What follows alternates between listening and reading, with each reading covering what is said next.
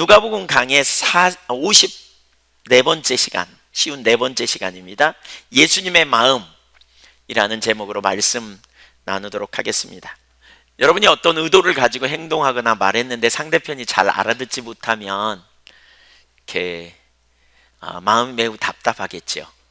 특별히 이걸 꼭 상대편이 알아듣고 올바로 이해하면 그 상대편에게 굉장한 유익이 되는 말이고, 내가 또 그걸 꼭 해주고 싶은데 상대편이 못 알아듣는다면 그 매우 답답할 것 같죠. 오늘 본문의 이야기가 바로 그와 같은 것입니다. 예수님께서 우리를 구원하시기 위해 하늘 권리를 포기하고 오셨어요. 그리고 진정한 평화와 안식을 누리도록 이끌어 가시기 위해서 인도에 가셨는데 그 제자들이 이해하지 못했어요. 사람들이 이해하지 못했어요. 그때 예수님께서 그걸 보시면서 매우 마음 아파하시고 또 그들이 회복되고 온전케 되기를 이렇게 간절히 원하셨습니다. 오늘 본문을 읽어가면서 우리가 주님의 마음을 아는, 예수님의 마음을 아는 그런 시간이 되기를 원합니다. 5가지를 살펴보려고 합니다. 첫째, 사명에 붙들리신 예수님. 28절을 같이 읽겠습니다. 시작. 예수께서 이 말씀을 하시고 예루살렘을 향하여 앞서서 가시더라. 여리고 성에서 맹인을 고치신 예수님, 그리고 삭개오를 만나 구원하시죠. 그런 다음에 문화의 비유를 통해서 이제 그들의 잘못된 생각을 고칩니다. 사람들은 군사적이고 정치적인 메시아가 지금 당장에 예루살렘에 올라가기만 하면 등장하실 거라고 기대했지만, 예수님은 왕위를 받으려고 먼 나라로 떠난 그러한 비유를 통해서 예수님은 처음에 왕으로 오시지만 그러나 겸손의 왕, 섬기는 왕으로 오신다.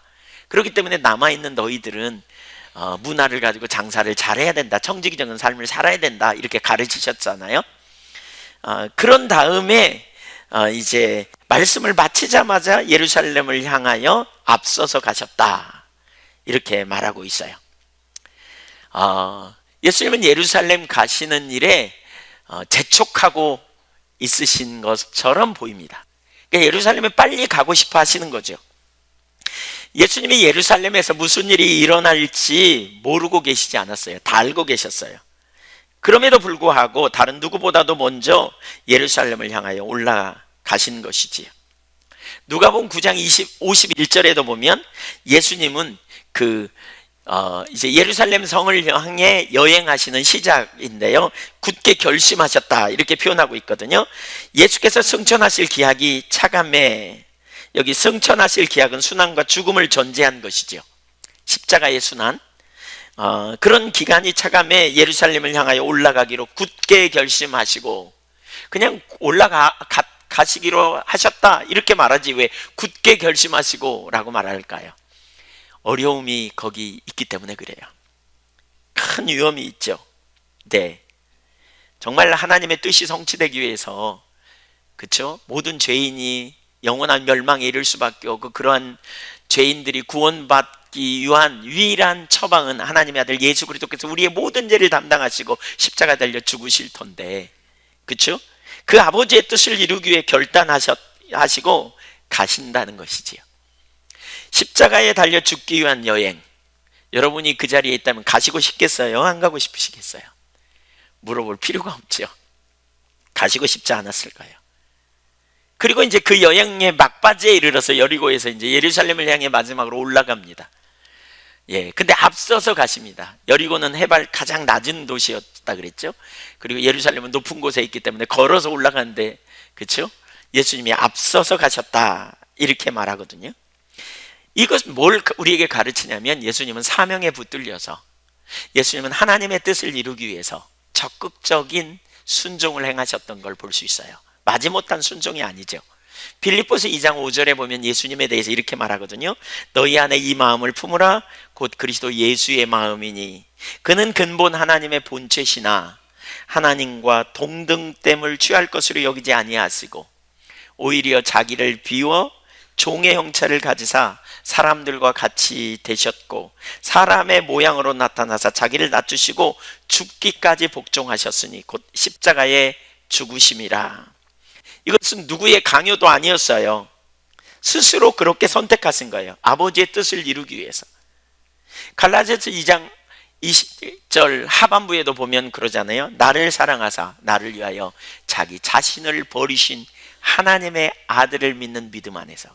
하나님의 아들이 뭐 했다고요? 나를 사랑하사 나를 위해 자기 자신을 버리셨대요. 그러니까 예수님은 우리를 구원하시기 위해서 적극적인 의지를 가지고 헌신함으로 나가신 거예요. 생명을 우리가 얻게 된 것은 바로 예수님의 사명, 그리고 그 일을 이루기 위한 자발적이고 적극적인 헌신 때문에 저와 여러분이 영원한 생명을 얻은 거예요. 그 은혜로 인하여 기뻐하고 그 은혜로 인하여 감사하는 저와 여러분이 되기를 간절히 원합니다. 사실 하나님의 일은요, 바로 이런 사명에 붙들린 자를 통해서 일어납니다. 하나님의 목적을 아는 자들은 사명을 가지고 나아갑니다. 그들은 언제나 앞서갔어요. 성경에 보면 하나님의 사명에 붙들린 자들이 있어요. 그들은 마지못해 가는 자들이 아니에요. 우리가 사역을 감당할 때 좀 지치고 힘들면 마지못해 하려고 하죠. 그러면 어떻게 합니까? 다른 사람은 앞서가는데 나는 마지못해 끌려가는 것처럼 가잖아요. 예수님은 그렇게 하지 않았어요. 여러분, 우리가 사명의식이 있지 않으면 주님의 일을 감당하는 게 어려워요. 네. 목회자로서 가끔 그런 생각이 들어요. 왜 이렇게 주일은 자주 돌아오지? 그건 제가 타락해서 그래요. 옆으로 가서 그래요. 네. 어떤 때 너무 지친다 막 이런 생각이, 설교할 기회가 왜 이렇게 많이 오지? 막 이런 생각이 들어요. 예. 아이고, 이번 주에 또 집회가 있네. 또 뭐. 그건 타락해서 그래요. 사실 여러분, 그러한 마음으로 우리가 일을 감당한다면 절대로 어려울 거예요. 그런 사람을 통해서 주님은 일하시지 않아요. 자발적인 자들을 통해서. 그러니까 보는 거죠. 예수님이 왜 그랬어요? 아버지의 뜻을 보았기 때문에 그래요. 아버지의 뜻을 보는 자들은 항상 앞서가게 돼 있어요. 다른 사람에게 등을 보이며 가는 거예요. 제자들은 예수님이 가시는 그 등을 바라보면서 그때는 이해 못했을 거예요. 왜 저렇게 부지런히 앞서가시나? 나중에 제자들이 그 예수님의 등을 바라보았던 그 장면을 생각했을 거라고 생각이 돼요. 그래서 그들은 다른 사람에 앞서서 날려가잖아요. 앞서서 아버지의 목적이 이루어지는 일을 위해서 자신의 삶을 드리고 헌신하며 기꺼이 나아갔던 일을 볼 수 있는 것이지요. 누구를 통해 하나님은 일해 가시느냐? 앞서가는 자들을 통해서 일해요. 어떻게 앞서가는 일이 일어날 수 있느냐? 사명이에요. 사명. 하나님의 목적이 보여야 돼요. 사도 바울이 3차 전도행을 마치고 예루살렘 성을 향해 올라가거든요. 그때 사람들이 계속 와서 예수님에게, 사도 바울에게 그렇게 말해요. 예루살렘에 가면 환난과 핍박이 기다린다고, 가지 말라고 막 이래요. 근데 바울 사도는 예루살렘을 향해 나가요. 그가 왜 가는지 사도행전 20장 22절을 보실래요? 같이 읽어볼까요? 보라, 이제 나는 성령에 매여 예루살렘으로 가는데 거기서 무슨 일을 당할는지 알지 못하느라. 누구에 매였다고요? 성령, 사명을 주신 성령에게 매여 있어요. 마태복음 28장에 보면 그런 표현이 있잖아요. 너희는 가서 모든 민족으로 제자를 삼아 아버지와 아들과 성령의 이름으로 세례를 주라. 내가 너희에게 분부한 모든 것을 가르쳐 지키게 하라. 그러면서 뭐라 그랬어요? 볼지어다 내가 세상 끝날까지 너희와 항상 함께 있으리라. 여러분, 세상 끝날까지 주님이 함께 하시는 이유 중에 하나는 뭐냐? 우리로 사명을 감당하게 하시려고 하시는 계획 때문에 그래요. 그 사명을 주시고요, 성령에 매여 붙들림 받았어요. 그래서 그 일을 감당하기 위해 가는 거예요. 23절, 오직 성령이 각성해서 내게 증언하여 결박과 환난이 나를 기다린다 하시나. 24절 같이 읽어볼까요? 내가 달려갈 길과 주 예수께 받은 사명 곧 하나님의 은혜의 복음을 증언하는 일을 마치려 하면은 나의 생명조차 조금 더 귀한 것으로 여기지 아니하노라. 왜 바울 사도가 이렇게 했는가? 내가 달려갈 길이 있다는 거예요. 하나님이 내게 주신 사명이 있다는 거예요.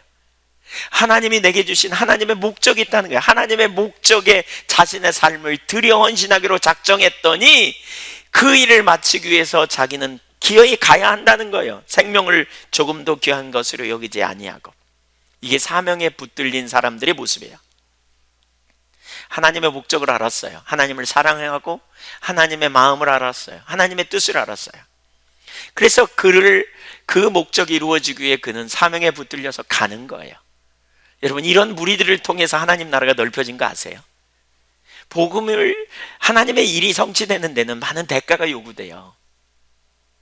많은 대가가 요구돼요. 저는 목회하면서 이렇게 어떤 분들은 이렇게 하나님의 일에 자신의 삶에 대가를 요구하고 헌신한 분들을 봐요.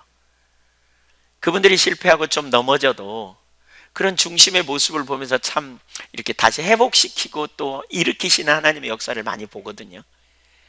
그러니까 왜 그런 말이 있죠. 큰 일이 이루어지기 위해서는 큰 비용이 필요하다.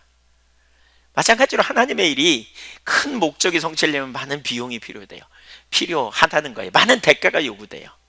근데 그 대가가 요구되는 일을 누가 감당하겠는가? 바로 하나님을 알고 사랑하는 무리들이 하나님의 목적을 위해 자신의 삶을 헌신함으로 그 일이 이루어지는 거예요.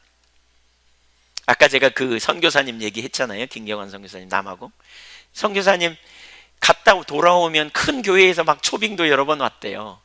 근데 다 포기하고 거기 있는 거예요. 거기서 무슨 영광이 있는 게 아닙니다. 흑인 사회에 아주 열악한 사람들 돌보고 섬기는 그런 사역을 감당하며 살아가는 겁니다. 네, 왜요? 하나님의 뜻을 이루시기 위해서, 하나님의 목적을 이루기 위해서 단순하게 순종하고 따라가는 일을 행한 거죠. 우리에게 오늘 복음이 들어오기까지 엄청나게 많은 사람들이 대가를 지불함으로 우리에게 온 줄 아십니까? 복음이 왔다는 걸 아십니까? 대표적으로 1866년에 영국의 토마스 선교사, 런던 선교회 출신으로 영국의 상선 제네럴 셔먼호를 타고 대동강을 향해 이렇게 타고 들어오다가 조선 관군에게 둘러싸여 가지고 순교당하는 이야기 아시죠? 거기에 그의 마지막 모습을 정확하게 알 수 없지만 그 현장을 지켜본 한 군사가 이런 고백을 해요. 내가 서양 사람을 여럿 죽였는데 그 가운데 한 사람은 지금 생각해도 이상한 점이 있었다. 내가 그를 죽이려고 하자 그는 두 손을 마주잡고 무슨 말을 한 다음에 붉은 천이 덮인 책을 가지고 웃으면서 내게 받으라고 권했다. 내가 그를 죽이기는 했으나 이 책을 받지 않을 수가 없어서 받아왔다. 토마스 선교사 이야기입니다. 27살 먹은 젊은 청년 토마스 선교사, 그는 생의 마지막 순간에 자신에게 칼을 겨누던 병사를 위해 기도하면서 성경을 건넸습니다. 그 성경을 받은 사람은 박춘권이라는 사람입니다. 그는 이후에 예수 그리스도를 영접하고 평안 안주교회의 장로가 돼 첫 번째 순교자 이야기를 증거하는 전도자의 삶을 살았습니다. 150여 년 전 예수 그리스도의 십자가를 모르며 살았던 우리 민족을 위해 자신의 삶을 드린 토마스 선교사, 그가 한 일은 별 일이 없는 것 같아요. 그냥 개 죽은 것처럼 보이지 않아요? 그냥 성경책 몇 권 이렇게 많이 갖고 간 성경책 몇 권 막 전달하다가 그냥 죽임을 당한 거예요. 근데 그 성경책 중에 한 권이 어떤 사람이 그 성경책을 주워다가 다른 사람에게 전달해 줬는데 그 책을 가지고요 집을 도배했대요. 집을. 종이가 귀하니까 중국어 성경인데 천정도 도배하고 찢어가지고 도배했겠죠. 그걸 잘 풀어가지고 도배했겠죠. 무슨 일이 있었을까요? 이 사람은 이쪽을 봐도 하나님 말씀을 접하고 저쪽을 봐도 말씀을 접하고 천정을 봐도 하나님 말씀을 접하고 결국 그분이 그리스도를 영접하게 됐다는 거 아니에요. 그리고 그 성경책을 붙인 그곳이 나중에 부흥이 임하는 장소가 되는, 평양의 교회가 되는, 최초의 교회가 되는 놀라운 역사가 일어난 거죠. 어떻게 그 일이 이루어졌어요? 네, 주님 주신 사명을 따라서 그 일이 성취되기를 위하여 자기 목숨을 아끼지 아니하고 기꺼이 헌신한 그런 무리를 통해서 복음이 증거된 거죠. 오늘 저와 여러분이 어떻게 복음을 듣고 예수 그리스도 안에 있게 되었는가? 바로 그런 분들의 헌신을 통해서 오늘 우리에게 놀라운 역사가 일어난 겁니다. 그런 분들의 희생과 헌신이 없었더라면 오늘 우리에게 복음이 증거되지 않았을 거고요, 복음이 여기까지 들어오는 일은 결코 불가능했을 것입니다. 하나님 나라가 넓혀지고 하나님 뜻이 이루어지는 일은 불가능했을 겁니다. 우리가 그렇게 복음을 받아들였다면 우리는 그런 의식을 가지고 또한 나가야 됩니다. 주님은 우리를 구원해 놓고 그냥 영원한 안식에 이르게 하는 것이 목적이었다면 우리가 예수 믿는 순간 데려갔을 거예요. 죄짓도록 실패하고 넘어지도록 이 땅에 두지 않았을 거예요. 근데 우리에게 사명을 주시는 거예요. 주님께서 모든 족속으로 제자를 삼으라고 말하는 거죠. 그래서 이제 우리 차례예요. 우리가 복음을 위해, 하나님의 목적을 위해 우리 삶을 드리고요, 이제 우리를 앞서가신 사람들의 등을 보았다면, 사명 때문에 앞서가셔서 주님의 목적을 위해 헌신하는 사람들을 보았다면, 이제 우리가 그 사람들의 등을 보며 우리가 이제 나가야 될 차례라는 거죠. 우리가 앞서 나가면 이제 우리 뒤에 다른 사람들이 그 일을 위해 따라가게 될 거라는 거예요. 바울 사도에는 이런 의식이 있어요. 나는 복음의 빚진 자라는 의식. 여러분, 우리 모두는 복음의 빚진 자 의식을 가져야 돼요. 내가 주님으로부터 받았기 때문에 내가 다른 사람에게 복음을 증거하는 자리에서는, 내가 주님의 큰 은혜를 받고 이 땅에서 구원받은 하나님의 나라의 백성으로서 우리는 다른 사람에게 복음을 증거하고 하나님의 목적과 하나님의 영광을 위해 헌신하는 일을 감당해야 될 사명이 우리 가운데 있다는 거예요. 로마서 1장 14절에 이렇게 말합니다. 헬라이나 야만이나 지혜 있는 자나 어리석은 자에게 다 내가 빚진 자라. 그러므로 나는 할 수 있는 대로 로마에 있는 너희에게도 복음 전하기를 원하노라. 이렇게 말합니다. 사랑하는 여러분, 주님이 저와 여러분을 이 땅에서 주셨기 때문에 우리가 이 땅에 사는 동안 하나님 나라와 영광을 위해서, 하나님의 목적을 위해서 앞서가신 예수님의 등을 바라보며 우리도 부지런히 하나님 나라와 영광을 위해 나가는 믿음의 종들이 다 되기를 주님의 이름으로 축원합니다. 제가 사명이라는 노래가 있잖아요. 그 이권이라는 분이 지었네요. 여기 이런 거예요. 주님이 앞서가신 그 길을 생각하면서 보세요. 주님이 홀로 가신 그 길 나도 따라가오. 모든 물과 피를 흘리신 그 길을 나도 가오. 험한 산도 나는 괜찮소. 바다 끝이라도 나는 괜찮소. 죽어가는 저들을 위해 나를 버리길 바라오. 아버지, 나를 보내주오. 나는 달려가겠소. 목숨도 아끼지 않겠소.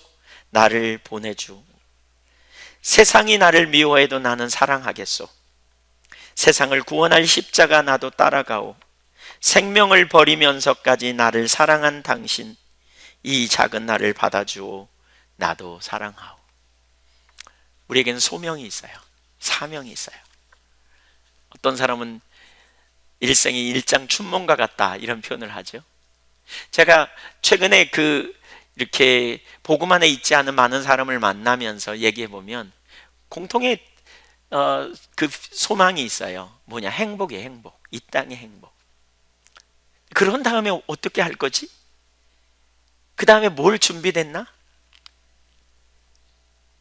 그 다음에 영원한 소망이 없는 이 땅에서의 삶이 전부라면 이 땅에서 잠시 잠깐의 행복이 어떤 의미가 있겠는가? 사실 우리 그리스도에게는 그런 의미에서 영원한 하나님 나라가 있고 영원한 가치가 있는 것, 우리가 주님 안에서, 아시는 분은 아시겠지만 우리가 복음을 위해 사는 삶이 진정한 행복인 걸 우리가 알잖아요. 그뿐만 아니라 우리는 영원한 나라에, 하나님 나라에 영원한 가치가 있는 것을 우리는 보는 사람들입니다.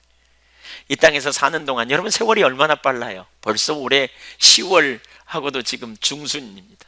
지났습니다. 얼마나 빠릅니까? 주님 앞에 가는 날 우리 얼마 남지 않았는데 앞서가신 주님 등을 바라보고 우리도 열심히 우리를 따라오는 세대에게 등을 보이는 그러한 믿음의 세대로 세워지기를 간절히 축원합니다.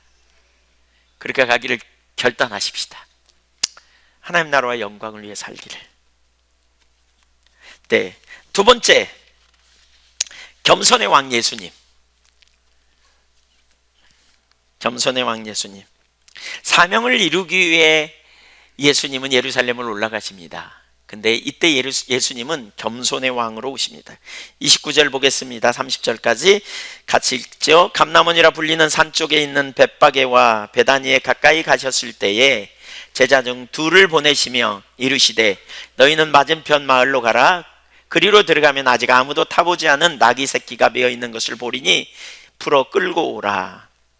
베다니에 가까이 오셔서 예루살렘 성 가까이에 있는 베다니 마을, 맞은편 마을로 가서 아직 한 번도 사람을 태운 적이 없는, 짐도 태운 적이 없는 낙이 새끼를 메어 있을 테니까 끌고 오라, 이렇게 말해요. 왜 그럴까요? 예루살렘 성에 가면서 예수님이 타기 위해서요. 왜 하필 낙이 새끼를 탈까? 이것은 예언을 성취하기 위함입니다. 말씀의 성취를 위해 그렇게 하신 것입니다. 예수님은 이미 오시기 전에 500여 년의 활동이던 스가랴 선지자를 통해서 메시아에 대한 예언이 있거든요. 9장 9절을 같이 한번 읽어볼까요? 시작. 시온에 따라 크게 기뻐할지어다. 예루살렘에 따라 즐거이 부를지어다. 보라, 내 왕이 내게 임하시나니 그는 공의로우시며 구원을 베푸시며 겸손하여서 나귀를 타시나니 나귀의 작은 것 곧 나귀 새끼니라. 앞으로 오실 메시아는 겸손하셔서 나귀 새끼를 타고 예루살렘에게 임할 것이다. 그리고 그분으로 인하여 구원이 임할 것이다. 이런 예언을 했어요. 이런 예언을. 그래서 그 예언이 성취되기 위해 나귀 새끼를 타고 가신다는 거예요. 예수님을 뭐라고 말했어요? 왕의 왕. 예, 내 왕이 내게 임하시나니. 예수님은 왕이세요. 근데 한번 생각해 보세요. 왕이면 좀 모양새, 품위가 있어야 되잖아요. 그 외모도, 그쵸? 네, 뭐 이왕이면 백마를 탄 왕, 그쵸? 키가 큰 왕, 그 말을 타고 쫙 하면 얼마나 품위 있어 보이고 좋아 보입니까? 근데 왜 해필 낙일까? 낙이는 키가 작죠? 거기다가 새끼 낙이에요. 그러니까 더 적은 거예요. 얼마나 웃어 보여요. 근데 왜 새끼 나귀를 타고 입성할까요? 예수님이. 여러분 이 그림은, 스가랴에서 예언된 이 그림은 그 당시에 백성들에게 보여주고자 하는 의미가 있어요. 그게 뭡니까? 지금 예루살렘에 입성하신 예수님은 그들이 기대했던 것처럼 정치적이고 군사적인 메시아로 오시는 분이 아니라는 거예요. 예수님의 초림은 하나님의 공의를 위하여, 즉 죄인된 우리를 위해 하나님의 공의를 만족시키기 위해 십자가를 지시러 오신 분임을 드러내는 거죠. 하나님이 인간을 용서하시기 위해서는 죄의 문제를 해결해야 되는데 하나님은 재판장이세요. 그러니까 그냥 무조건 죄 없다고 할 수 없어요. 왜냐하면 하나님은 법의 기준이시기 때문에. 그렇기 때문에 뭐예요? 누군가가 죄를 담당해야 돼요. 그 죄의 책임을 담당해야 돼요. 그래서 사랑하는 아들을 아끼지 않고 내놓으시고 그 아들에게 저와 여러분이 담당해야 될 모든 죄값을 지불하게 하신 거예요. 그 죄값을 지불하러 오신 하나님의 아들, 겸손의 종, 공의를 만족시키기 위해 오신 하나님의 아들, 만왕의 왕이지만 겸손의 섬기는 종으로 오신 그 예수님을 상징하기 위해 나귀 새끼를 타신 거예요. 겸손의 극치를 보여주신 것이죠. 모든 인간이 죄를 범했고요, 그 죄값을 누군가가 담당해야 돼요. 하나님은 재판장이기 때문에. 그런데 그 죄값을 누구에게 담당시키시나? 하나님이 우리를 사랑하셔서 반드시 구원하고 싶으신데, 그래서 당신의 독생자이신 예수님을 보내셔서 예수님이 친히 달려 죽게 하시고 저와 여러분을 구원해 내신 거예요. 하나님의 공의도 만족시키고 사랑도 만족시킨, 이거를 만족설, 충족설 이런 표현을 하거든요. 하나님의 공의도 만족시키고 사랑도 만족시킨, 하나님의 두 속성을 만족시킨 그 일을 위해 예수님이 오신 거죠. 그래서 나귀 새끼를 타고 예루살렘에 입성하신 거예요. 그런데 말이에요, 여러분 잘 보십시오. 여러분이 주님의 일을 할 때 하나님께서 여러분에게 품위 없게 채신 떨어지게 나귀 새끼 타라 그러면 좋아요, 백말 타는 게 좋아요? 네, 죄송합니다. 괜히 물어봤습니다. 뭐 너무 뻔한 얘기를 네, 묻죠? 제가 주님 따라가면서 그러더라고요. 제가 목사잖아요. 주님의 일을 감당하겠다고, 때로는 주님의 영광을 위해 살겠다고 결단하고 헌신하고 그랬지만, 어떤 때는 주님을 쫓아가는 일에 있어서 채신머리 떨어지는, 어떤 때는 형편없는 그런 삶으로 우리를 낮추시기도 해요, 하나님께서. 네. 그런 때는 우리가 뭐 합니까? 그런 자리에 안 있으려고 어떻게든지 나를 좀 드러내고 돋보이게 하려고, 또 좀 과장해 보려고, 좀 포장해 보려고 이런 시도를 참 많이 하게 되지더라고요. 여러분, 우리가 진짜 주님을 따르기 원한다면, 우리가 사명을 가지고 사명에 붙들려서 하나님의 일을 감당하기 원한다면 반드시 우리가 해야 될 중요한 일이 있어요. 그게 뭐냐? 수치보다 영광을 생각하는 그러한 경향, 우스꽝스러운 모습을 보이고 싶어 하지 않은 우리들의 그러한 본성을 거절하고요, 자기 입지나 체면을 생각하지 않고 자기를 부인하고 하나님의 말씀이 그러하기에 기꺼이 순종하려는 중심의 자세를 가져야 된다는 거예요. 가져야 돼요. 그런 중심의 자세가 필요해요. 네, 우리 가운데 주님이 정말 왕이라면 우리는 그러한 중심의 자세를 가지지 않으면 안 돼요. 왜 오늘날 기독교가 여론에 오르내리고 수많은 문제에 어쩌면 중심에 서 있는, 세상 사람들이 교회야말로 변화돼야 된다 이런 표현을 하는 이유가 뭡니까? 사실 우리가 자기 입지, 자기 체면, 그렇죠? 그 자기를 부인하지 않고 예수님처럼 되겠다고 말하면서 예수님처럼 행동하지 않는 것 때문이기도 해요. 무엇보다 저와 여러분이 하나님의 말씀 앞에 겸손히 설 때 우리 자신을 돋보이게 하기보다는 주님의 말씀에 순종하는 것이 훨씬 올바른 자세이고, 그걸 통해 하나님의 나라가 넓혀질 수 있다는 사실을 우리는 명심해야 돼요. 아멘. 여러분, 주님의 일을 감당하고 주님의 일을 담당하려고 할 때 정말 그런 자세가 필요해요. 교회 안에서 직분은요, 섬기는 겁니다. 직분은 계급이 아닙니다. 집사가 뭐냐? 종이라는 말입니다. 철저하게 직분을 가지면 우리는 섬기는 자리로 가야 합니다. 근데 내가 이런 직분을 가는데 나를 안 알아줘 라고 생각된다면 우리 시험 들 수 있어요. 철저하게 섬기고 겸손히 헌신하려는 중심의 자세를 가지고 가는 게 얼마나 중요한지 몰라요. 사명에 우리가 충만해야 되겠고요, 그 사명에 붙들림 바 된다면 우리는 아버지의 뜻이 이루어지는 일을 위하여 기꺼이 자기 목숨을 죽는 자리까지 내놓은 예수님처럼 그렇게 따라갈 수 있을 것이지요. 저와 여러분이 그 자리에 가기를 원합니다.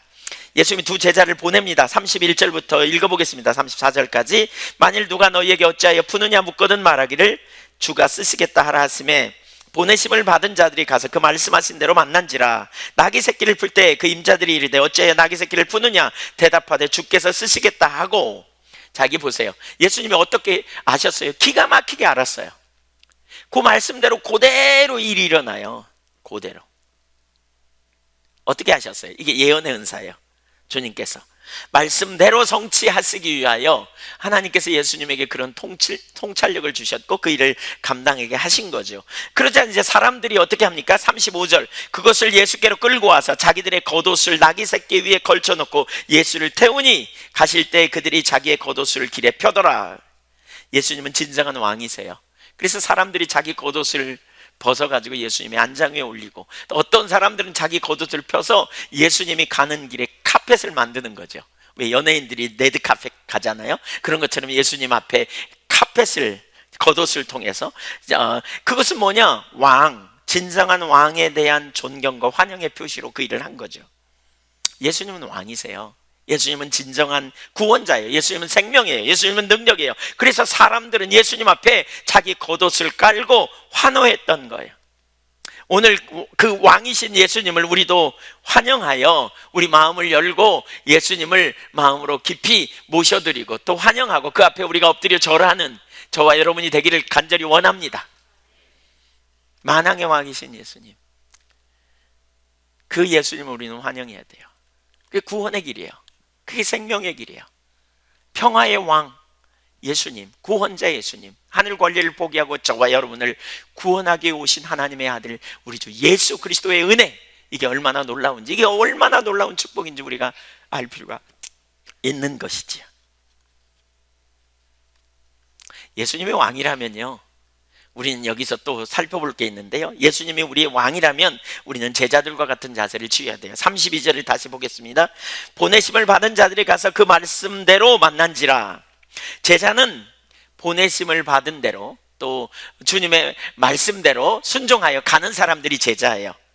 자기 논리를 내리고 말씀에 단순하게 순종하는 게 되게 중요해요. 근데 이 본문을 보면서 여러분이 제자라고 생각해 보세요. 예수님이 그렇게 말씀하세요. 저기 건너편에 가면 거기 나귀 새끼가 묶여 있거든. 그걸 풀어갖고 갖고 와. 근데 주인이 와가지고 너 누구냐고, 왜 가져가냐고 그렇게 말하면 주께서 쓰시겠다 하라. 그러면 줄 거야. 그러니까 가지고 와. 이렇게 말했다고 쳐보세요. 그러면 여러분 순종하는 게 쉬워요, 어려워요? 쉽다는 분 손 들어보세요. 어렵다. 네, 저 같으면 엄청 어려울 것 같아요. 왜요? 가서 이제 순종했어요. 가는 건 뭐 쉽죠? 가서 나귀 새끼가 진짜 있어. 풀어. 쉬워요. 그랬는데 주인이 와갖고 그러는 거예요. 왜 푸냐고. 주가 쓰시겠다 하라라고 하셨다. 그럼 뭐라 그럴까요? 주인이. 주가 누군데? 이러면 어떻게 해요? 주가 누군데? 웃기고 있네. 이 도둑 아니야? 뭐 이렇게 나오면 어떡해? 그렇잖아요? 이 쉬운 일이 아니에요. 사실 여러분, 우리가 주님의 말씀에 순종하는 게 이게 쉬운 일이 아니에요. 왜냐하면 우리는 논리적이고 합리적인 사고체계를 가지고 있기 때문에 주님의 말씀에 순종하기가 쉽지 않아요. 우린 매우 계산적이거든요. 그렇죠? 만약에 안 그러면 어떡해? 개망신 나가든지 도둑으로 몰리든지. 야, 생각해보니까 말씀대로 순종하는 거 이거 진짜 어렵네. 에이 주님, 차라리 돈 주고 좀 사시죠. 뭐 이렇게 할 수도 있어요. 그러나 이 제자들은 단순히 순종했어요. 우리가 되게 중요한 게 그거죠. 지난주에 우리가 봤잖아요. 2주 전에 우리가 봤는데 영적 소경이 되면 뭐가 있다고요? 세상의 관점으로, 그러니까 뭐죠? 모든 것에서 하나님을 배제시킨다 그랬어요. 영적 소경이 되면 하나님을 배제시켜요. 그러니까 우리 논리에 기초하여 행동하여 그 이상의 하나님의 말씀이 오면 혼돈에 빠지고요, 불순종하고요. 그런 일이 어떻게 일어나? 이렇게 판단하기가 쉬운 거예요. 여러분, 우리 그리스도인은 하나님을 배제시킨 채 사는 사람이 아니에요. 우리 그리스도인은 항상 하나님을 믿는 거예요. 하나님이 우리에게 누가 되신다? 아빠가 되신다. 아빠 노릇 해주시려고 하는 거예요. 하나님을 아빠로 모시는 사람, 섬기는 사람에게는 3가지 특징이 있어요. 하나님을 사랑함으로 존중히 여겨요. 무시하지 않아요. 여러분, 육신의 아버지도 마찬가지잖아요. 사랑함으로 존중히 여겨요. 존중히 여기는 건 뭐죠? 그 말을 소중히 여긴단 말이에요. 그 다음에 2번째로는 그 하나님을 의지해요. 그 아버지를 의지하기를 원해요. 이게 우리 신앙이어야 돼요. 하나님을 의지해요. 하나님 말씀하시면 그대로 될 걸 신뢰하고 의지하고 가는 거예요. 왜? 아버지는 능력이 하나님, 전능하신 하나님이니까. 인격적 교제 안에서 우리가 그렇게 살아야 돼요. 3번째는 뭐예요? 아버지를 닮아가려고 해야 돼요. 이게 하나님과 우리와의 관계성 안에 있는 거예요. 그래서 제자는 주님의 말씀을 따라 내 논리와 맞지 않아도, 아니 내 이웃 사람이 말하면 논리와 맞지 않으면 가지 말아야 돼요. 설사 목사가 얘기해도 논리에 맞지 않으면 가지 마세요. 주님이 목사를 통해서 말씀하면 다르지만, 그렇죠? 내 논리의 기초에서 가는 게 아니에요. 우리는 주님의 말씀의 기초에 가야 돼요. 하나님 말씀의 기초예요. 믿음으로 순종하는 자리로 가는 거죠. 주님의 말씀이 생명인 줄 아는, 이것이 바로 제자의 삶이에요. 그것이 예수님을 왕으로 모신 사람들. 사실 우리가 지난 2주 전에 봤잖아요. 이사야 42장 21절에 보면 하나님은 말씀을 우리에게 보내시사, 왜요? 존귀케 하려고, 교훈을 크게 하며 기쁨으로 교훈을 주셨다 그랬잖아요. 하나님 말씀을 우리에게 왜 줘요? 존귀케 하려고, 바보되게 하려고 하는 게 아니에요. 우리로 망하게 하려고 하는 게 아니에요. 손해보게 하려고 하시는 게 아니에요. 존귀하게 하시려고. 여러분, 하나님의 말씀은 우리에게 존귀케 하려고 주시는 말씀인 줄 믿으십시오. 자유케 하시려고 주시는 거예요. 진리를 알지니 진리로 너희로 자유케 하리라. 시편 107편 20절에 보면 위험한 지경에서 건져주시려고 주신다 그랬어요. 요한복음 8장 32절에 보면 진리를 알지니 진리가 너희를 자유케 하리라 그랬어요. 예수님이 우리에게 주시는 말씀은 진리예요. 자유케 하는 거예요. 존귀하게 하는 거예요. 우리를 위험한 지경에서 건져내는 비결이에요. 오늘도 주님의 말씀을 듣고 여러분 거기 존귀케 되고 자유케 되고 승리하는 그 삶이 되시기를 축복합니다. 이게 제자의 삶이에요. 하나님을 배제시키면 안 돼요. 왜? 말씀이 있고 삶이 있는데 그 사이에 괴리감을 무엇으로 채울까? 하나님을 믿는 믿음 안에 있어야 돼요. 영적 소경이 되면요, 하나님을 잊어버려요. 하나님 잊어버려요. 그러면 결국 헤매는 거예요. 하나님이 우리의 아빠가 되시기 때문에 나의 가는 길을 그가 아시나니, 오직 그가 아시나니, 실수하지 않으신다. 눈동자같이 보호하신다. 그것이 주님 안에 있는 자의 삶이에요. 그럼에도 불구하고 뭐 한다고요? 독수리 날개로 독수리가 새끼를 양육하는 방식으로 우리를 양육하기 때문에 때로는 이해가 안 되는 일들이 일어나지만 바로 그 과정을 통해서 우리는 빚어져 가는 거죠. 빚어져 가는 거예요. 왕이신 하나님, 왕이신 예수님을 우리는 마음에 모시고, 그렇다면 우리는 왕을 쫓아가는 삶이 되어져야 된다. 세 번째, 숨겨진 예수님의 정체성. 여기 엄청나게 답답한 문제가 있습니다. 유대인들이 계속해서 메시아를 기다렸습니다. 스가랴 9장 9절에 나타난 예언도 합니다. 그들은 드디어 자기들이 기다렸던 메시아가 왔다고 생각했습니다. 그렇기 때문에 예수님에 대해 열광했을 것입니다. 예수님을 왕으로 받아들이고 환영했습니다. 그런데 놀랍게도 며칠 만에 돌변해버립니다. 23장에 보면 그들은 예수님을 십자가에 못 박으라고 대신에 강도 바라바를 풀어달라고 소리칩니다. 여러분 보십시오. 예수님이 그 예루살렘 성에 입성할 때 그들은 겉옷을 벗어가지고 깔아드리면서 존경과 환영의 표시를 했다니까요. 근데 며칠 만에, 정확히 말하면 5일 만에 그들은 예수님을 십자가에 못 박으라고 소리치고 있다니까요. 이해되세요? 이거 이해되세요? 왜 그랬을까? 왜 그들이 그렇게 됐을까? 37절을 보겠습니다. 시작. 이미 감람산 내리막길에 가까이 오심에 제자의 온 무리가 자기들이 본 바 모든 능한 일로 인하여 기뻐하며 큰 소리로 하나님을 찬양하여, 여길 보세요. 그들의 기대감이 어디에 있는지 보세요. 자기들의 능한 일로 인하여, 자기들이 본 예수님이 행하신 놀라운 일을 보았다는 거예요. 능력 때문에 그들은 그랬어요. 그래서 예수님을 정치적이고 군사적인 메시아로 본 거예요. 지금 오셔서 자기들의 현재적인 문제와 현재적인 상황을 해결시키고 노마의 앞자리에서 자유케 하는, 애굽에서 종살이 하던 자기 조상들을 단번에 건져내신 것처럼 자기들을 단번에 건져내셔서 하나님이 친히 자기들을 다스리고 통치하시며 온 땅이 그 발 아래에 엎드릴 그날이 올 거라고, 역사를 뚫고 들어오시는 하나님의 나라를 그들은 기대했던 거예요. 그런데 그 기대감과 되지 않자 그들은 단 5일 만에 정치적 군사적인 면에서 무력하게 잡히시는 예수님을 보면서 그들은 단 5일 만에 예수님을 향하여 대적하는 자리로 돌아섭니다. 여러분, 이게 무섭습니다. 우리가 하나님을 잘못 알면요, 굉장한 열심이 있고 헌신되고 너무 열정을 가지고 있다 할지라도 하나님에 대하여 왜곡된 이해를 가지면 쏜살같이 달라질 수 있다는 사실입니다. 저는 목회하면서 많이 봤습니다. 신앙적 열심을 가지고 주님을 열심히 나름대로 찾고 주님 앞에 헌신하고 주님을 따르기로 결단하고 뭐 별말을 다 하는데 어떤 순간 슬그머니 없어져 버리기도 하고요, 하나님을 원망을 해대기도 하고요. 우리가 하나님 모르면 얼마든지 그 자리로 갈 수 있다는 사실 아시는가요? 그래서 하나님을 아는 것이 정말 중요해요. 왜곡된 이해가 얼마나 무서운지 몰라요. 보십시오. 38절을 보십시오. 그들이 했던 찬양을 보실래요? 보시죠. 같이 읽어볼까요? 이르되 찬송하리로다 주의 이름으로 오시는 왕이여, 하늘에는 평화여 가장 높은 곳에는 영광이로다 하니. 예수님을 주의 이름으로 오시는 왕이라고 묘사합니다. 문화의 비유에서 이미 우리가 살펴봤죠. 예수님은 왕권적 권위를 가지시는 하나님으로부터 보내심을 받은 자라고 묘사하고 있죠. 또 뭐라 그랬어요? 하늘의 평화요 가장 높은 곳에는 영광. 이거 어디서 많이 본 거죠? 누가복음 2장 24절에 예수님이 탄생하실 때 그 들에서 천사들이 불렀던 합창이 바로 이런 노래 아닙니까? 이것은 예수님께서 왕으로 높여짐으로써 하나님과 사람 사이에 평화가 임했다는 의미고요, 탄생 때 천사들이 땅 위의 평화를 노래했던 것처럼 만왕의 왕으로서 이 땅에 가져다 준 예수님이 가져오신 평화가 하늘의 평화라고 선포하고 있는 거예요. 그들은 예수님을 환영했고요, 예수님을 찬양했는데요, 그 찬양의 내용 또한 정확히 성경적이에요.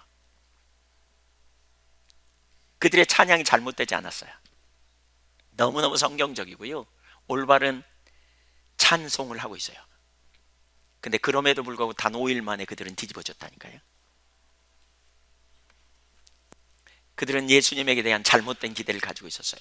병자가 치유되고 죽은 자가 살아나고 눌린 자들이 자유케 되고 죽은 나사로가 살아나고 맹인이 눈을 뜨는 장면을 그들이 보고 들었어요. 그래서 야, 이분이야말로 메시아구나. 이분이 우리에게 오시면 오병이어의 사건에, 우리가 아시잖아요. 오병이어의 사건에 사람들이 예수님을 왕 삼으려고 했잖아요. 현실적이고 그 자기 눈앞에 닥쳐있는 문제를 해결해 주실 진정한 승리의 왕, 진정한 능력의 왕이 우리에게 지금 오셨다. 야, 이건 너무나 신나는 일이다. 너무나 놀라운 일이 우리 가운데 일어났다. 지금 이렇게 평가하고 있는 거죠. 그들은 정치적이고 군사적인 메시아에 대한 기대감을 가지고 있었어요. 십자가의 죽음과 고난에 대해, 부활 승천에 대해 예수님은 반복적으로 얘기했지만 그들은 예수님이 누구이신지 정확히 알지 못한 거죠. 깨닫지도 못하고 이해하지도 못했어요. 그들의 관심사는 현재적인 데 있었기 때문에.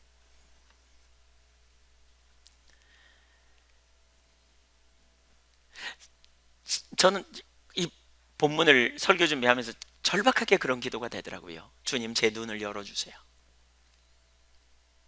안다고 생각할지라도 너무나 한순간 우리가 하나님에 대한 왜곡된 이해를 가지면 자기 기대감과 다르기 때문에 우리는 쏜살같이 하나님에 대해 원망하고 불평한 자리로 갈 수 있다니까요.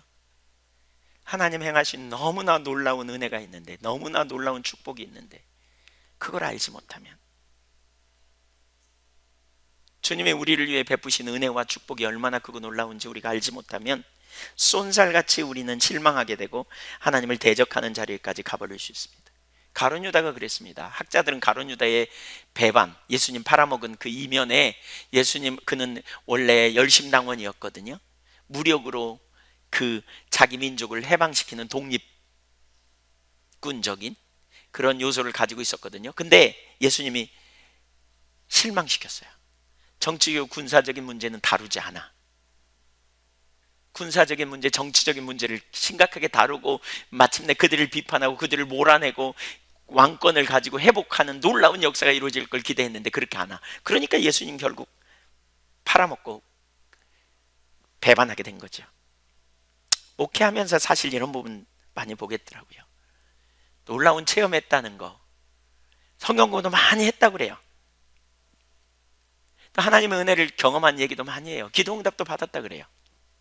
근데 하나님의 의도를 알지 못하니까 결국 조금 어려움이 오면 문제가 오면 낭망하고 좌절하고 하나님 원망하고 그냥 혼돈에 빠지는 사람들 적지 않게 봤어요. 그런 분들 많더라고요.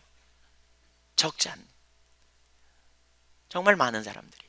출애굽받은 이스라엘 백성들 보세요. 그들보다 더 큰 은혜를 받은 사람이 있나 생각해 보세요.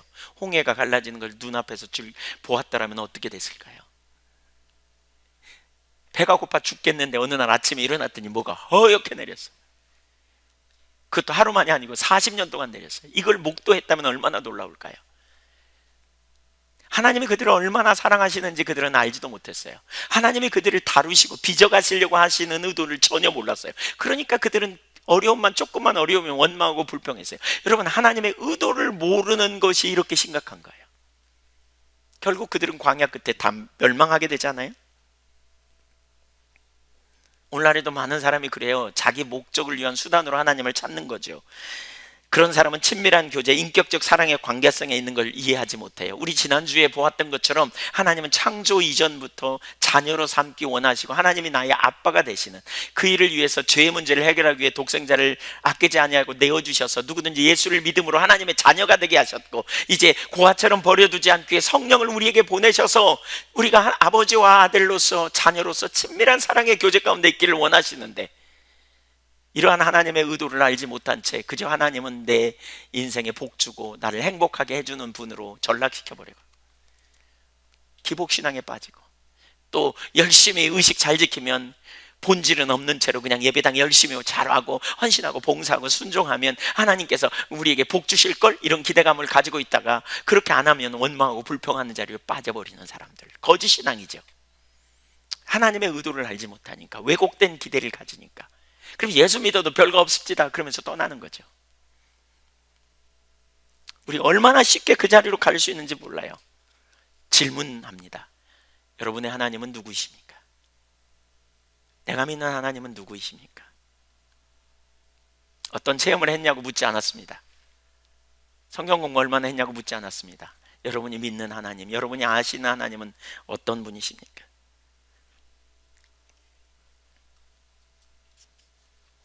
예수님 부인했던 가룟 유다요, 죽은 자를 살리시는 것만 해도 여러 번 봤고요, 병자가 치유되는 거 여러 번 봤습니다. 예수님 따라다니는 사람들 직접 설교를 수도 없이 들었습니다. 예수님 설교를, 가르침을 1년 365일 동안 하루 24시간 3년 동안 그렇게 가르침을 받았습니다. 그럼에도 불구하고 보지 못하니까 결국 예수님을 배반한 가룟 유다를 우리는 생각해 볼 수 있습니다. 우리가 하나님의 의도를 잘 알지 못하기 때문에 거짓 신앙이 깨트려지지 않습니다. 우리가 하나님의 의도를 모르면 신앙이 절대로 성숙되지 않습니다. 우리가 하나님의 의도를 알지 못하면 하나님의 사랑도 잘 모릅니다. 하나님이 지금 무슨 일을 하고 계시는지, 어떤 의도를 갖고 계시는지 잘 모릅니다. 자기중심적인 삶을 벗어나지 못하기 때문에 그렇습니다. 지금 이들이 그랬습니다. 저는 이 부분을 보면서 참 무섭다는 생각이 들었습니다. 못 보는 것이 얼마나 심각한지. 다른 한 부류의 못 보는 사람이 또 나옵니다. 39절 보겠습니다.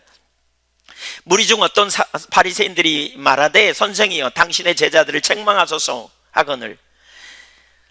여기 바리새인들은요, 아까 앞부분의 사람들은 어떤 사람들이었어요? 예수님 메시아라는 걸 알았어요. 근데 잘못 알았어요. 겸손의 종, 섬기는, 자기 목숨을 많은 사람을 위해 대속물로 주려고 오신, 그리고 훗날 심판자로 오시는 것을 몰랐어요. 그렇기 때문에 왜곡된 이해를 가졌다면 이들은 예수님은 메시아라고 생각지 않았어요. 단정했어요. 그래서 사람들은 예수님을 뭐라고 말하냐면 퀴리오스, 주여 이렇게 말하거든요. 근데 이들은 지금 뭐라 그러냐? 선생이여 당신의 제자들을 책망하소서. 디다스칼로스라는 말은 그냥 훌륭한 교사로 생각한 거예요. 그냥 모범적인 교사로 생각한 거예요. 좋은 선생님으로 생각한 거예요. 선생님 이렇게 보는 거죠. 그들은 제자들의 외침이 신성 모독이니까 예수님이 막아야 된다 이렇게 지금 말하고 있는 거예요. 그들은 확신을 가지고 있었어요. 여러분, 이 편견이 무서운 게 이거더라고요. 정말 무서운 게 뭐냐면 자기가 모른다는 사실을 모르고 있어요. 자기가 잘못 보고 있다는 사실을 못 보는 게 이게 무서운 거예요. 잘못 알고 있음에도 불구하고 잘못 알고 있음을 모르기 때문에 자기가 아는 것에 기초하여 확신을 가지고 판단하고 행동한 거죠. 그게 무서운 일이야. 우리가 진짜 신앙생활하면서 조심해야 될 게 극단에 빠지는 걸 조심해야 합니다. 이 세상에서 가장 용감한 사람은 책 한 권 읽은 사람이라고 그러잖아요. 책을 한 권 읽은 사람은 자기가 아는 게 전부야. 그것만 진리라고 생각해요. 이게 되게 무서운 일이죠.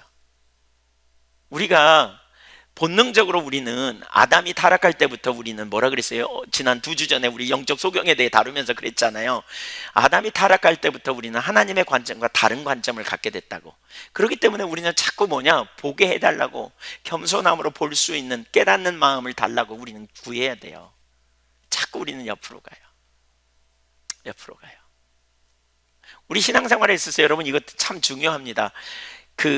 자기가 아는 부분만 곧 진리처럼 생각하는, 보수적인 신앙을 가지고 있다고 생각하고 자기 나름대로의 가지고 있는 신학적 테두리에서 벗어나려고 하지 않게 될 때 우리가 정말 어떤 때는 심각한 오류를 범하게 됩니다. 바리새인들은 누구보다 보수적인 신앙에 있거든요. 성경을 1.1획도 틀림없이 다 그대로 받아들였고, 그러나 문제는 그들이 인격적인 하나님을 지식으로 대체했어요. 이론적 지식으로 하나님을 아는 것을 대체해버린 거예요. 하나님은 이론적인 지식에 갇혀있는 분이 아니잖아요. 갇혀있는 게 아니잖아요. 여러분, 안다는 말은 그분에 관한 자서전 읽으면서 아는 게 아니잖아요. 그분, 인격제 되신 그분과 교제를 통해 아는 거잖아요. 그렇죠? 제가 조지 밀러를 잘 알아요. 근데 그분에 관해야 아는 거예요. 왜냐하면 그분의 자서전을 여러 번 읽었거든요. 조지 밀러가 무슨 일을 했는지. 그러나 조지 밀러를 개인적으로 아는 건 아니에요. 성경이 안다는 말은 개인적으로 안다는 말이에요. 성령의 조명으로 인격제 되신 하나님을 개인적으로 아는 일이 되어져야 돼요. 근데 문제는 뭐냐? 신앙이 화석화되면, 신앙이 잘못되면 이론적으로 아는, 인격 지식으로 아는 걸 하나님을 아는 것처럼 착각하고 있는 거죠. 그러니까 문제가 되는 거예요. 그것도 왜곡된 이해를 가지고 있는. 극단에 빠지는 것. 그래서 우리가 조심해야 돼요. 베레아 사람들 같은 자세가 필요해요. 사도행전 17장 11절에 보면 이렇게 말하거든요. 같이 읽어볼까요? 시작. 베레아에 있는 사람들은 데살로니가에 있는 사람들보다 더 너그러워서 간절한 마음으로 말씀을 받고 이것이 그러한가 하여 날마다 성경을 상고함으로. 그러니까 여러분 있잖아요. 설교를 들으면서도 그런 거죠. 가능하면 부지런히 적으세요. 그리고 그 말씀이 그런가 성경 구절이 있으면 가서 찾아도 보고요. 진짜 그 성경이 그 말씀대로 그렇게 되어 있는가 우리가 잘 살펴보려고 하는 중심의 자세가 필요해요. 그리고 깨닫게 해달라고, 지식으로 아는 게 아니라 성령님이 비춰달라고 구하는 이런 중심의 자세가 되어져야 돼요. 지난번에 우리 이정우 목사님이 그런 표현을 하더라고요. 예, 이정우 목사님이 이렇게 자기가 여러 설교를 들어봤는데 제가 하는 설교가 깊이가 있대요. 그래서 제가 그게 무슨 말인가 이렇게 생각을 해봤어요. 아니 그냥 듣기 좋아서 한 게 아니라 그게 무슨 말인가 생각을 해봤어요. 근데 제가 비슷한 설교 많이 하잖아요. 성경 보면 맨날. 근데 볼 때마다 저는 그 성경을 그냥 안 봐요.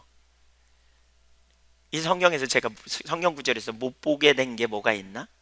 하나님 깨닫게 해주세요. 이런 마음을 가지고요. 계속 그 말씀을 찾아요. 그 말씀이 의미하는 바가 뭔지, 뭘 가르치려고 하는지를 계속 찾고 구해요. 그렇게 될 때 하나님께서 더 많이 비추시고 새롭게 이렇게 보게 해주시더라고요. 우리가 아는 지식 한번 쑥 훑어보고 안다고 생각하는 거 되게 미련한 거예요. 제가 공부를 하면서도 그렇더라고요. 우리가 이런 자세가 사실 필요해요. 좀 옆으로 간 얘기지만 뭐죠? 어떤 일을 우리가 깊이 있게 알기 위해서는 한쪽 부분만 들으면 안 돼요. 저는 신학교 가서 제가 제일 유익했던 것 중에 하나가 그거거든요. 뭐냐면 그러니까 연구하는 법을 배운 거죠. 어떤 주장에 대해서 과거에 제가 이렇게 신앙생활하면서 이렇게 배웠어, 이렇게 알고 있었어. 그리고 이게 옳다고 생각했어요. 제 선생님이 저에게 가르쳐준 프레임을 가지고. 근데 다른 각도로도 이게 볼 수 있구나, 이걸 깨달은 거예요. 그래서 어떤 사람의 주장을 받아들이거나 얘기할 때 그 부분을 그냥 단순하게 그 내용만 이렇게 보는 게 아니고 반대 주장이 있다면 그걸 보면서 이렇게 하나님 앞에 비춰달라고 구하는 거예요. 제가 이게 안 보였다면 저는 성령의 은사에 대해서 부정적인 생각을 가지고 있었을 거예요. 저는 원래 성령의 은사에 대해 부정적인 생각을 가졌던 사람이거든요. 근데 어떤 상황을 보면서 성령의 은사에 대한 책을 봤는데 부정적인 책을 봤어요. 처음에는 성령의 은사, 초자연적인 역사는 끝났다, 이런 책을 봤어요. 그랬더니 그 책을 보니까 영락없이 끝난 것 같더라고요.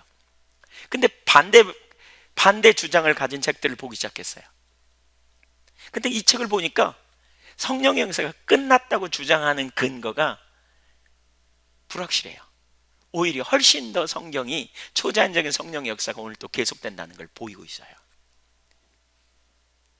제가 이전에 가지고 있던 사고체계만 가지고 있었다면 정말 봐야 될 중요한 걸 못 봤을 거거든요.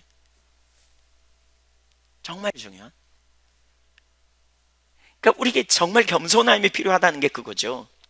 내가 아는 지식이 다라고 생각하는 게 얼마나 위험한지. 무엇보다 중요한 사실은 하나님께서 우리를 고아처럼 버려두지 않으려고 보내신 성령께서 우리를 모든 진리로 인도하시기 때문에 우리가 보기를 갈망하고 배우려고 하면 주님께서 저와 여러분에게 깨닫게 하시고 또 책을 통해서 또 성경을 통해서 우리에게 조명하시고 깨닫게 하셔서 우리의 사고의 지평을, 우리의 하나님을 아는 지식의 그런 지평들을 더 넓혀주실 거라고요. 겸손하시자고요. 아멘. 결국 예수님은 사람들이 아니라 오히려 바리새인을 책망합니다.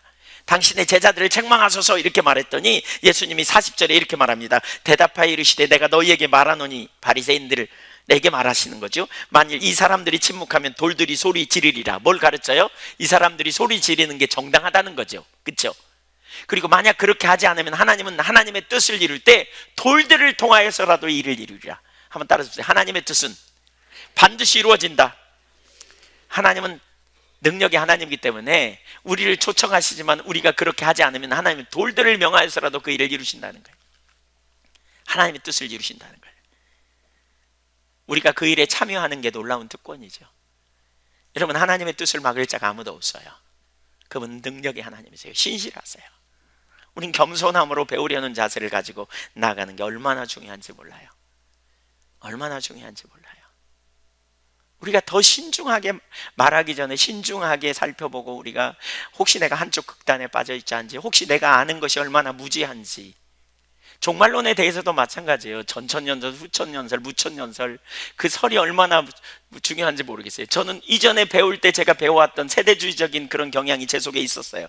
근데 제가 성경을 보면서 또 다양한 그런 학자들의 견해를 살펴보면서 제 견해가 변화됐어요. 뭐가 성경적인지 고민하고 씨름하고 하나님 앞에 찾고 구하는 가운데 바뀌어졌어요. 이게 우리의 삶에 어떤 그러한 신학적 견해를 변화시키는 자리에 가는 거죠. 그래서 겸손이 되게 중요해요. 겸손하실 겁니까? 옆에 사람한테 겸손합시다 이렇게 한번 인사하십시오. 이층도 하세요. 가만히 있지 말고 겸손합시다. 너나 잘하세요. 그러지 말았어요. 네, 겸손해야 돼요. 우리 겸손이 필요해요. 정말 겸손이 얼마나 중요한지 몰라요. 하나님 가르쳐 주세요. 그 더 큰 이유를 볼 수 있어요. 네 번째, 통곡하신 하나님. 41절 보겠습니다. 같이 읽습니다. 시작. 가까이 오사 성을 보시고 우시며, 예수님이 우셨습니다. 여기 울었다 이 말의 헬라어 원어 클라이오는 눈물을 흘리며 소리내어 통곡했다, 그런 의미입니다.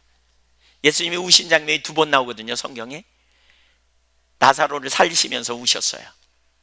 근데 여기서 우시는 거예요. 근데 여기 클라이오라는 말은 통곡하며 우는 거예요. 소리내서 엉엉 우신 거예요, 예수님이.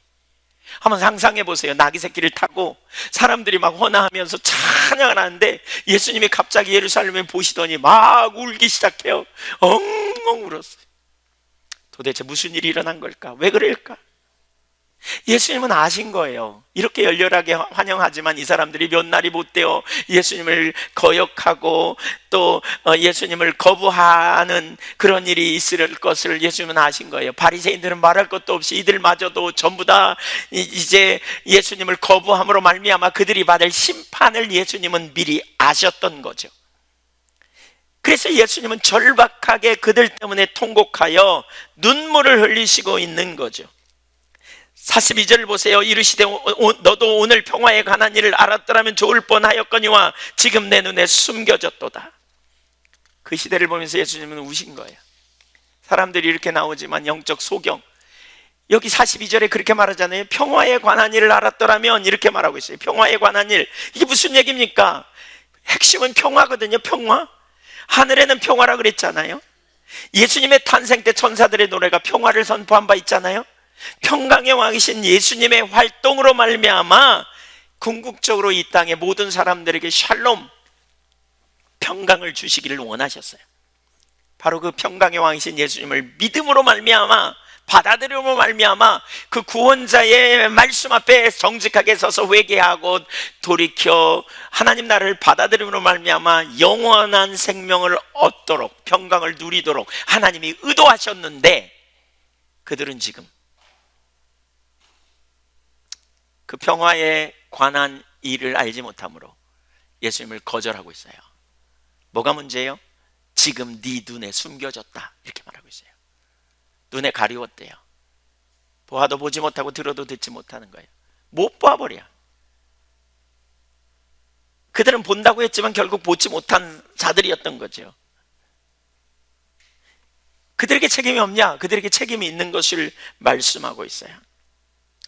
수많은 선지자와 예언자들을 통해 평화의 길을 제공받았고 예수님의 활동을 통해 하늘나라의 길을 밝히 볼 수 있었음에도 불구하고 지금 그들의 눈에는 숨겨져 있다는 거예요. 정말 두려운 일이죠. 이것은 구약의 선지자들을 보내어 새벽부터 말씀하셔도 듣지 않고 결국 심판을 받은 이스라엘 백성들처럼 그들이 숨겨짐으로 말미암아 하나님의 말씀을, 그러니까 행하심을 보지 못함으로 말미암아 결국 심판받게 된다는 거예요. 여러분, 보는 눈 갖기 원하신가요? 어떻게 보는 눈을 가질 수 있을까요? 결국 보는 눈은요, 하나님께 있습니다. 하나님께.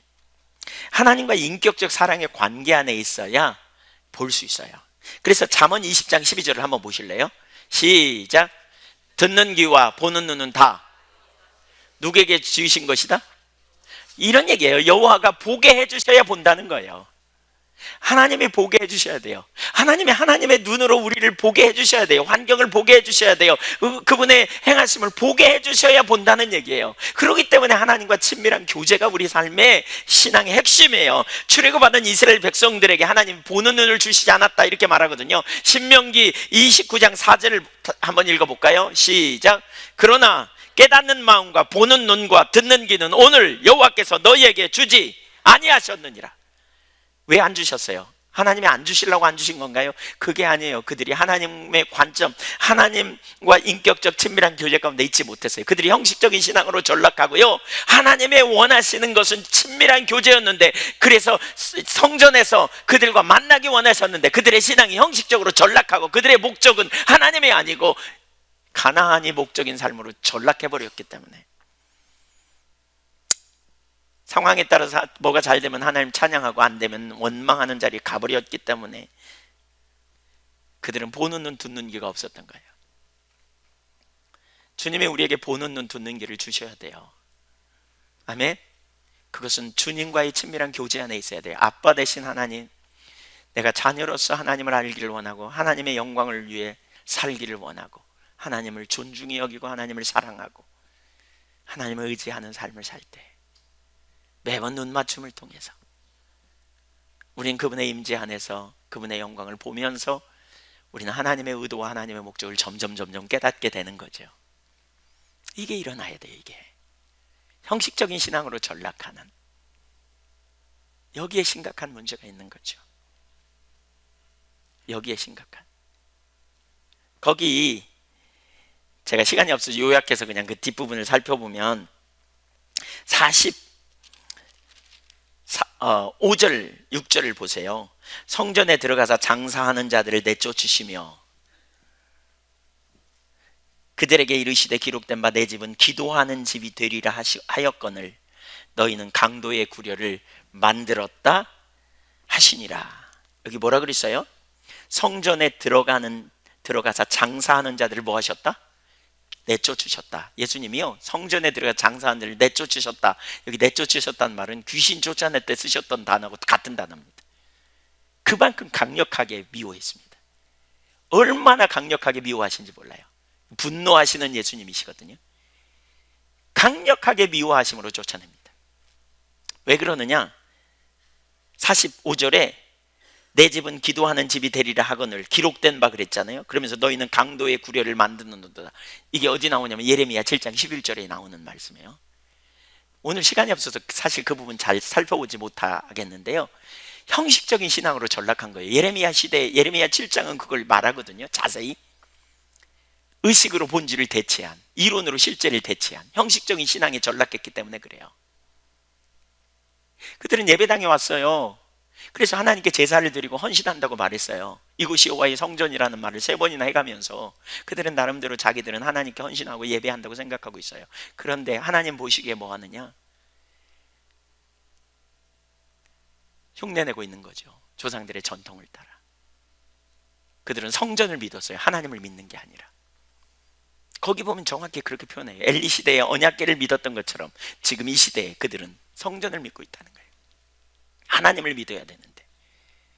그래서 하나님이 심판하신다. 그 구절이 예레미야 7장 거기 11절, 12절, 13절 계속해서 나오는 그 부분을 가지고 지금 말하는 거예요. 강도의 구렬, 도둑놈들만 모이는 형식적인 신앙에 전락하고 마음은 나눠져 있고, 그래서 하나님을 믿는다고 하지만 중심에 세상 사랑이 가득하고 자기 중심으로 돌아가 있는 강도의 구렬을 만들었다. 왜 그들이 영적 소경된 줄 아시겠어요? 형식적인 신앙으로 전락하면요 반드시 영적 신앙 소경으로 갑니다. 그 결과가 지금 그걸 지적하고 있는 겁니다. 그걸 지적해요.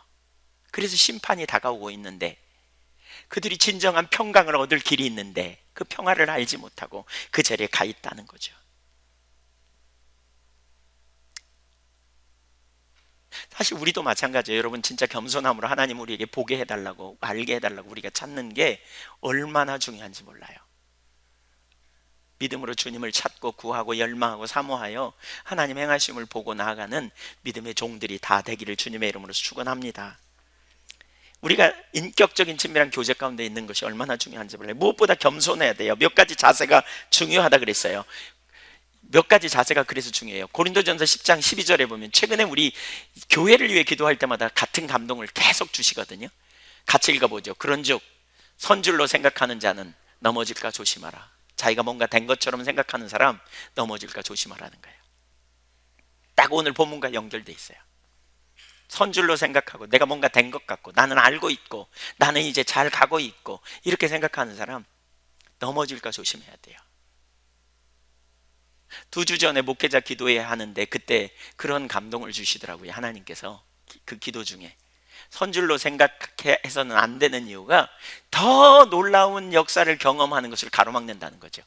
여러분, 우리가 하나님에 대하여 영적인 진리를 계속 깨닫고 영적으로 성숙돼야 되는데 이미 됐다고 착각하기 때문에 더 놀라운 진리를 못 배운다는 거예요. 그래서 겸손함이 필요해요. 겸손함. 빌립보서 3장 13절에 보면 뒤에 있는 것은 잊어버리고 앞에 있는 것을 잡으려고 죽을 힘을 향해 달려간다. 바울이 그렇게 말하거든요.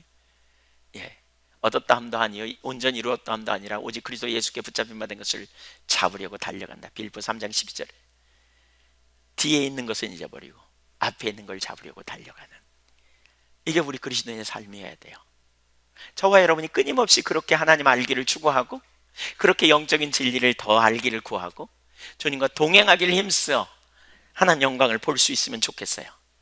에베소서 1장 17절 이하에서 바울 사도는 지혜와 계시의 성령을 주셔서 하나님을 알게 해달라고 구하잖아요. 그 다음에 18절에 뭐라 그러냐, 마음 눈을 밝혀서 우리의 마음 눈을 밝히사 부르심의 소망과 영광의 기업의 풍성하심과 그 힘의 역사하심을 따라 믿는 우리에게 베푸신 능력이 얼마나 큰지 알게 해달라고, 마음 눈을 밝혀달라고, 하나님 제발 우리 마음 눈을 밝혀달라고 그렇게 기도하도록 가르치고 있어요.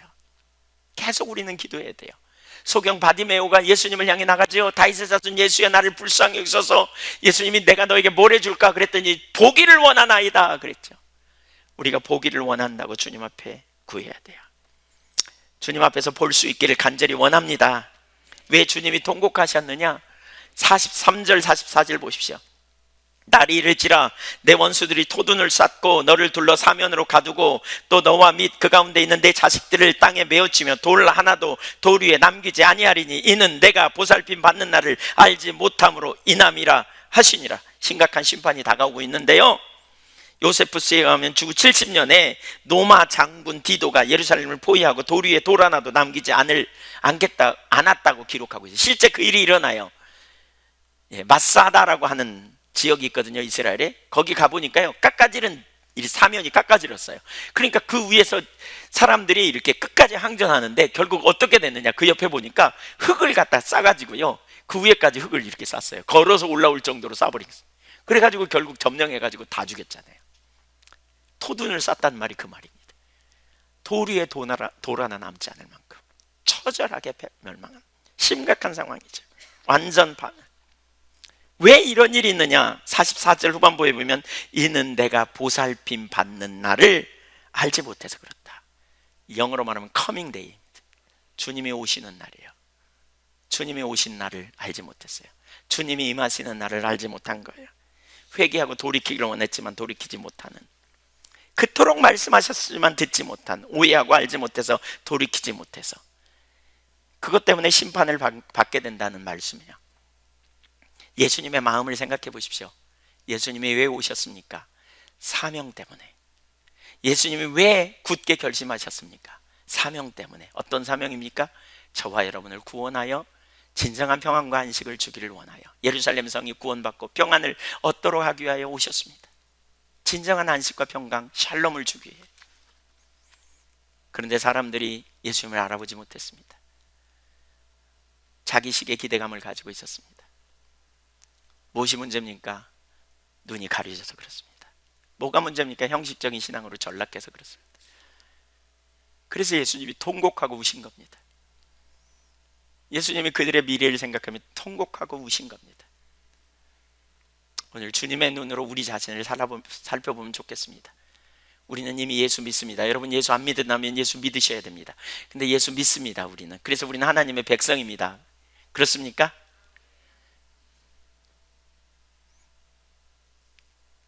근데 그럼에도 불구하고 우리가 하나님이 공고하시는 날, 하나님이 우리에게 말씀을 통해 우리에게 보내시고 깨닫게 하시는 날, 우리가 돌이키지 아니하고 자기 중심에 머물러 있다면, 우리는 뭔가 된 것처럼 여기고 안다고 생각하지만 형식적인 신앙으로 굳어 있다면, 첫사랑의 감격은 있었지만 그 감격은 지금 사라진 채로 오래전에 옛날의 경험으로 마치고 있다면, 지금 우리들의 신앙이 얼마나 심각한지 살펴봐야 합니다. 저는 한편으로 우리 자신의 모습을 볼 뿐만 아니라 이 시대의 교회를 봤으면 좋겠습니다. 이 시대에 너무나 많은 사람들이 형식적이고 또 의식으로 본질을 대체하는, 이론으로 실제를 대체하는, 인격제를 대체하는 자리에 머물러 있으면서 기복신앙이 팽배되어 있고 율법주의가 팽배되어 있으며 인본주의로 가득한 오늘날의 현실을 우리가 주님의 눈으로 볼 수 있으면 좋겠습니다. 어쩌면 우리를 위해 하늘 보좌 우편에서 중보기도 하신다 그랬잖아요. 로마서 8장 34절에 그 주님께서 오늘 또 우리 때문에 눈물을 흘리고 계시지 않는지, 이 시대 교회 때문에 눈물을 흘리고 계시지 않을지 우리는 생각해 봐야 할 거예요.